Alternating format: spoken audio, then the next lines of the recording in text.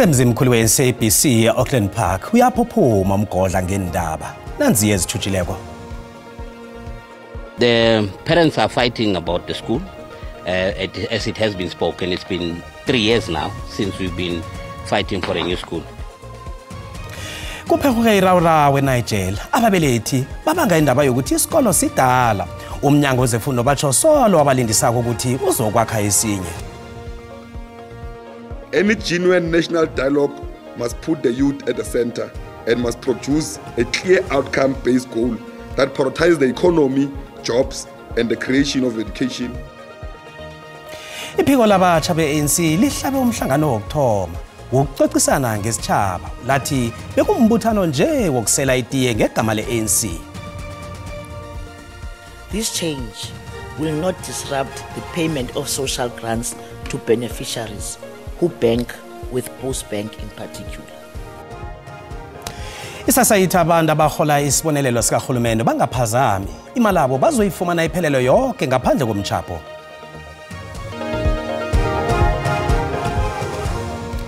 Kwaba kuhle ukuhlanganiswa izindaba godu ku-SABC 1 ngesindebele lotshani.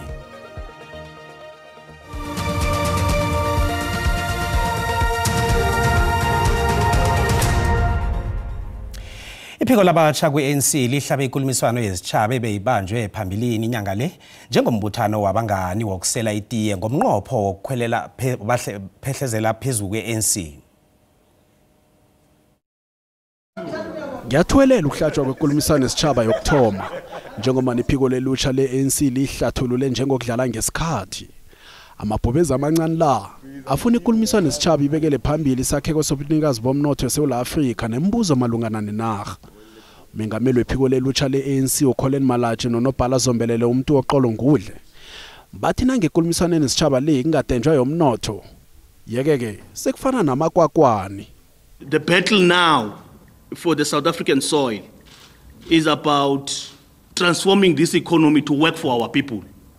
And we've been very clear making proposition that we must industrialize our critical minerals in order to create industrial capacity or industrial development in South Africa, create economic opportunities and jobs. The recent racial convention for the purpose of the national dialogue excluded meaningful youth participation and representation, reducing young people to spectators in discussing about their own future. We stayed firmly, this cannot happen again. Any genuine national dialogue must put the youth at the center and must produce a clear outcome-based goal that prioritizes the economy, jobs, and the creation of education. Without youth, there is no future. Bathi inkulumiswano nesitshaba le nayingabandakanya abakuchokoko yeke akunafuneke ukuthi lalelwe. I-Union yabasebenzi abasemkhakheni wezokwelapha iNEHAWU ikhombele bona kwendlalo yamahlelo msinyazana wokuvikela abasebenzi abathikaziswe ukukhutshula kwemali zemthelo eAmerica. Umengameli weNEHAWU Mike Shingange uthi le ndaba yeAmerica ibaphazamisa kakhulu abantu abasebenzako. Ubekhuluma econferenceini ye-Union eBoksburg ePumalanga eJohannesburg. Ukugcina kwamalunga weNEHAWU ukuya econferenceini yokukhulumisana ngemali zabasebenzi kwakungo-2013. Kanti kuningi okuchugulukileko kusukela lokho. Intshijilo ezibaliweko zifaka hlangana ukuphungulwa kwabasebenzi, amahlelo okugada isimeche nokhunye okuthinta abasebenzi.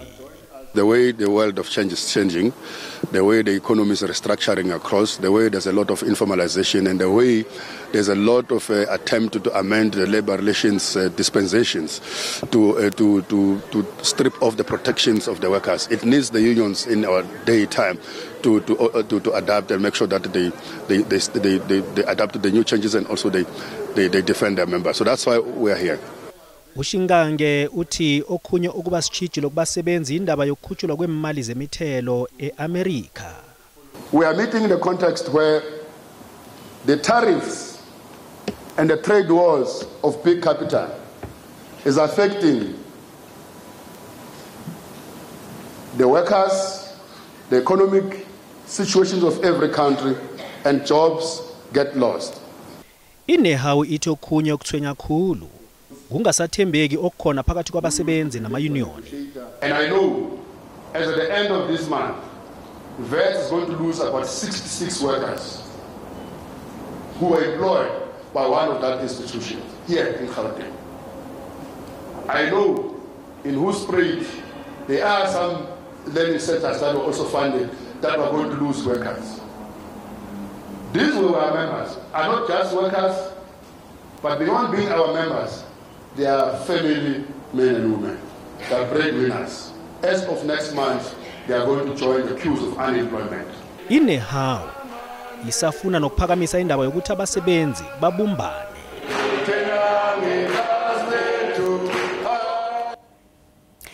Ubujamo buqhokeme eNigeria eMpumalanga eJohannesburg. Lokho kulandela ukugijimisana kwamapholisa nomphakathi ngemva kokuthi umphakathi walapha uvukele endleleni wayokuchisa amatayere eduze nehholo yomphakathi wendawo le ngelokuthi batsho bachakalela ubujamo obungasibuhle besikolo sendawo le iAlra Park Primary School ebathi batsho ayikaphephi ebantwaneni.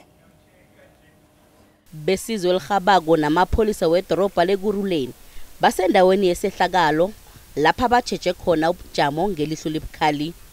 Lokhu kunjengombana umphakathi weNigeria usilingeke uqede ichukela ngobujamo besikolo yeAlra Primary ebathi batsho sonakele begodu siyingozi ebantwaneni. Umphakathi lo uthi angeze wavumela abantwana bafunde esikolweni esiyingozi. Ngakho ke umphakathi uvuke wavala indlela ngamatshe namatayera avuthako ekubangele ukuthi amapholisa achinge khona ayokurarulula ubujamo. Lapho afike khona athuthwa ngamatshe emphakathi bekwakateleleka ukuthi asebenzise inkule zeraba ukuphadlalaja umphakathi lo. Ababelethi babantwana abafunda eAlra Primary bathi sele kuminyaka bakhulumisana nohulumende ukuthi akalungise isikolo esi khulukhulu ngombana selekhe kwaba nomuntu olimalako ngonobangela womthangala sisekelo omumbi wesikolo esi kodwa nabathi inlilo zabo azithathelwa ehloko. After we've closed on the 11th of August, we entered into discussions with the department, the district department, to say, serve us with some of the basic things, paving of the mobile classes, between the mobile classes, put up of a veranda for children to eat, put up a temporary kitchen, because we also don't have a kitchen. A lady got hurt in the old building. Abona okhulumela umnyango wezefundo esisekelo ubeke ngalindlela mayelana nendaba le. After the assessment that was provided by the professionals, a decision was taken then that you then have to refurbish the structures. You don't need to demolish and build a new school. But because they heard about funding that was supposed to be transferred to the school, they are mentioning about 30 million that they said was supposed to be transferred to the school. So they wanted that money to be transferred. Ababelethi nomphakathi bathi bayafuna ukuthi abantwana babuyele esikolweni kodwana bafungile ukuthi lokho kuzokwenzeka kwaphela nange umnyango wezefundo esisekelo ungeza uzokukhulumisana nabo ngokwakhiwa ngobutsha nofana ukulungisa kwesikolo esi ngokuya kwenithembiso ezenziwe umkhulumeli womnyango wezefundo esisekelo uSteve Mabona emvekeni ezimbalwa ezidluleko ngoma nasele kusikhathi baba womnyango lo ungabalaleli. Kwakhathesi amapholisa nebesizwe elirhabako baragela phambili nokubeka ilihlo libukhali endaweni leya. Nginguphindile Msiza wendaba ze-SABC eAuckland Park eJohannesburg.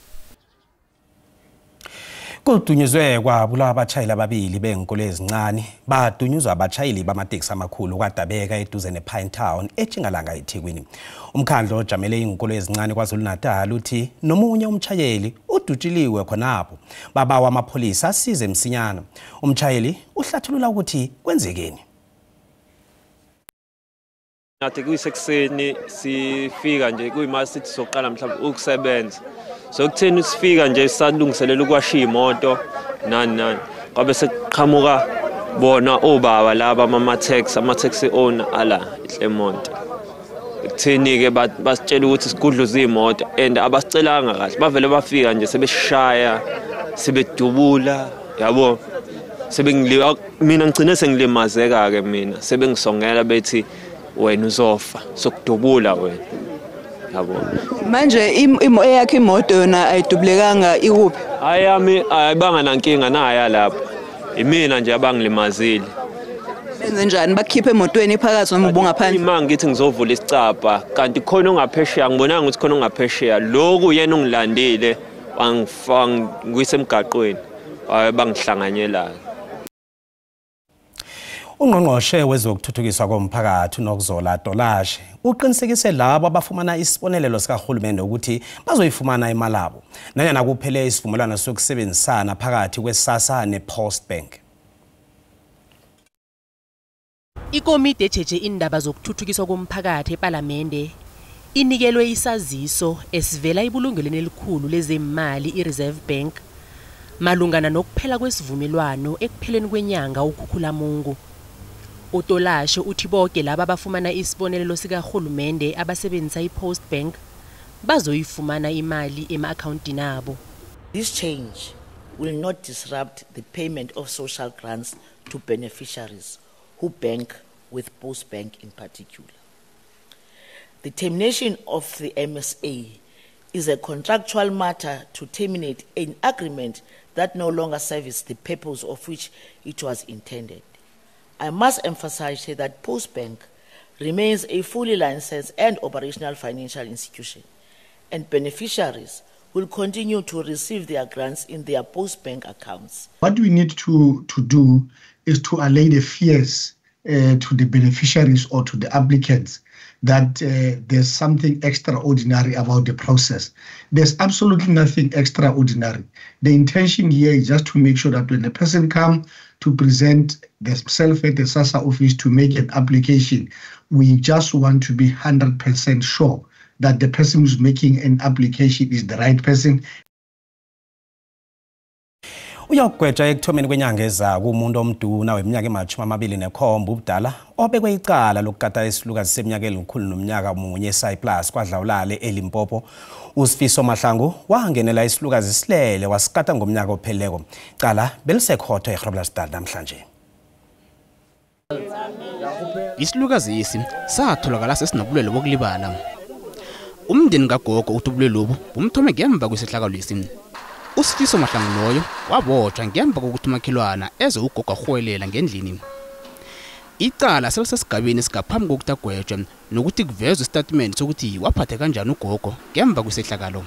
Namhlanje size eqaleni lomswaloya owahlukumeza ugogo unyaka opheleleko wamhlukumeza ngomseme bowambetha bowamlimaza, so namhlanje sibiziwe kuthize ifinal namhlanje.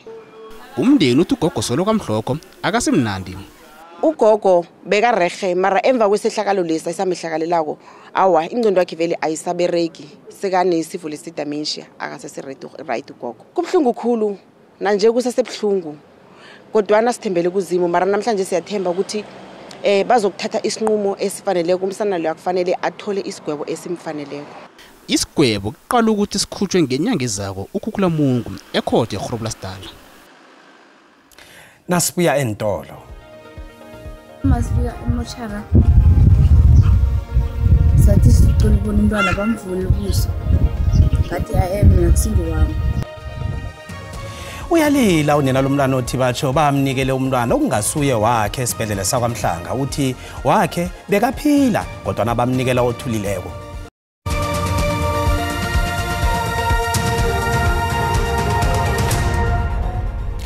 Zisekhona indaba hambukeli kanti nazi kuphundileko uyazithola ku YouTube, SABC Plus, TikTok, X na ku Facebook. Asirage nazo. Umndeni wakwaMngune kwaGafontein eMpumalanga uthi ithemba lawo lisezandleni zomthetho ngendaba yomntwana bathi batsho isibhedlela sabanikela ekungasuye wabo. Bekhabolikazi Inhle Mnguni weminyaka eli-19 ubudala obelethe umntwana esibhedlela sakwaMhlanga ngomhla ka-7 kuMgwengweni bathi umntwana othulileko abamnikelwa yena akusuye wabelethwa nguZinhle. Unina lomntwana ugandelela bona umbonile wakhe umntwana lo abamnikela yona akusuye. Umndeni uthi ukhulumisene nesibhedlela namhlanje kodwa nasolo abayitholi ihla. Umbiki indaba wethu we-SABC uNontokozo Sikhosana usihlanganisele nakumbiko. Umndeni lo ulila ngesibhedlela sakwaMhlanga bathi batsho umntwana abanikelwe yena akusuye wabo. uZinhle uthi ngemva kokubeletha akhanga tshengisa umntwana kodwa na yena wavusa ihloko wambona ngemva kwalokho abanje sithongwana ngoba na abelethe ngokusikwa. kuthe bona phaphame wahlangatshezwa zindaba ezithi umntwana wakhe ubhubhile. Kodwa uthi umntwana bamtshengise yena emochara yesibhedlela akusuya mbelethileko. Uthi bathe nababa ukuhlola ifuzo batshela ukuthi kubiza kakhulu ukuhlola ifuzo. Masifika emochara sathi sicela ukubona umntwana bamvula ubuso. Ngathi mina kusingowami. Ngathi bamvula konke. Ngathi mina kusunguye. Umuntu lo emochara wathi angeke khonakala ukuthi umntwana kusimtshintshe. Unina likangazimba uthi phezu kwakho konke into emrare khulu yikambiso izinto ezenziwe ngayo. Into engimangaza ukuthi mina bayenza investigation towards icala leli kaMhlanga sibhedlela. Soloko salinda i-reference number. Naliphepha banginikeze lona. Ba-investigate without i-reference number. Indaba lenazo ngiphathe kahle. Mina bengilindile ukuthi ngizothola umntwana othi khokho ke. Ngingakalindeli ukuthi kuzoba nje.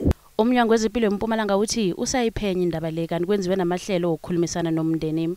Lekuyindlu lesisayi investigator lesisabuka ukuthi ingabe kuliqiniso ngakanani but ama-allegations ukuthi batshelwe ukuthi i-DNA iyadura kungilenye itinto lesisatiphenyayo kepha kwamanje siyabambisana nawomndeni. Kodwa nanyana kunjalo unina likangazimbo uthi liraga njani iphenyo bona bangakhange banikelwe inomboro yephenyo i-reference number. Imangala ukuthi ba-investigate njani thina singana i-reference number. Kusho ukuthi iphepha eseliphethe kule lifana nephepha nje elingana ufakazi.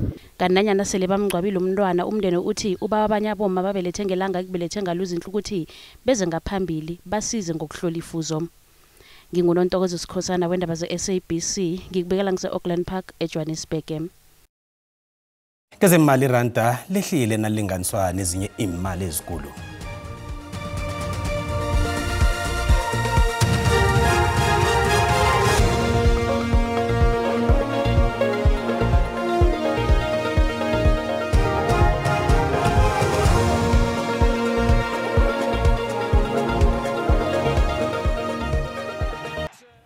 Asikala umbono wakho mbukeli ngomdlalo weKaizer Chiefs neMamelodi Sundowns odlalwa ebusuku nje. Naku umbono wakho uyalandela. Kaizer Chiefs inalo ithuba lokuthi ikhale emuke nawo lo mdlalo uzobhalansa kakhulu ngoba uyabona ukuthi amakhosi avukile lapha. Thina amakhosi amakhulu siyosigedla ngeSundowns. Kaizer Chiefs 2 Sundowns 1. iSundowns ngiyakutshela mntana enkosi ngeke wangikhola iyoqaqada phekwe Kaizer Chiefs ngamagola amabili elizweni. Inexhala lamadawana ngathaza nomsindo bayebethwe iOrlando Pirates. iSundowns mele uthathe lo mdlalo lo ngoba khumbula ke amaphuzu anamuhla azokwenza ukuthi iSundowns ibe na 10 point. Hayi man, 4-1 nje ezicacele nje leyo. Sundowns 4, iChiefs 1. Izohamba phambili namuhla phakathi kweKaizer Chiefs neSundowns. Ngithi mina kuzoba iSundowns. Ngibona amakhosi amahle ephumelela uthatha lo 3 points. Kaizer Chiefs izokuthumba amagondeleni amabili elizweni. iSundowns ayisazi kahle namhlanje izosizwa ke namhlanje izosibona. Umbono ngeumbukeli eSABC yazi ukuthweswa umlando wokuziphendulela ngombono umbukeli.